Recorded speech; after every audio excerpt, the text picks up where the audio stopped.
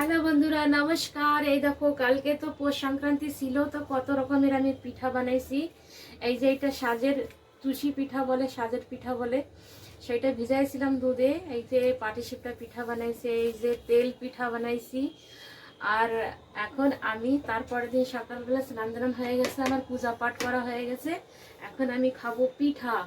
তো আপনারাও আসুন পিঠা খেতে আমাদের বাড়িতে। তো এখন আমি খেয়ে দেখবো, এখন আমি খাইনি। তো সবচেয়ে আগে আমার সবচেয়ে ফেভারিট পিঠা এইটা, তো আমি এই পিঠাটা সবচেয়ে আগে খাবো। দেখো কত সুন্দর পিঠা, কত সুন্দর নরম তুলতুলে, একদম অনেক সুন্দর পিঠা হয়েছে।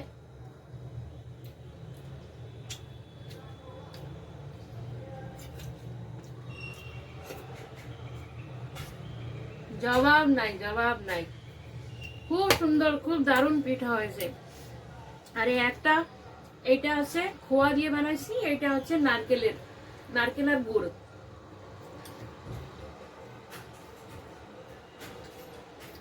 অনেক সুন্দর সুন্দর পিঠা হয়েছে। এখন আপনার খেতে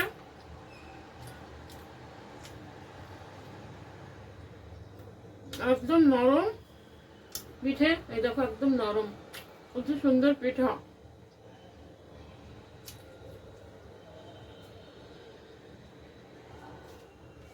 আর এটার জন্য গুড় আছে, খেজুরের গুড়ের রস, তাই দিয়ে খাবো। রস, এটা রস দিয়ে খাবো। এখানে রস আছে, এই রস, এই খাওয়ার মজাই আলাদা।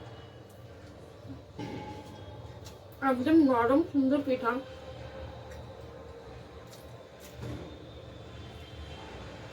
এই দেখো, এই ভিতরে ডুবে এইভাবে পিঠা খেতে হয়।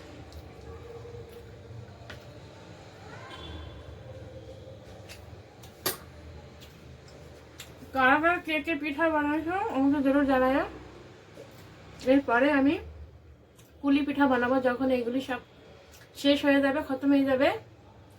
2-3 দিন তো লাগবে যা বানাইছি আমি খতম হতে। পরে আমি কুলি পিঠা বানাবো, দুধ কুলি পিঠা বানাবো।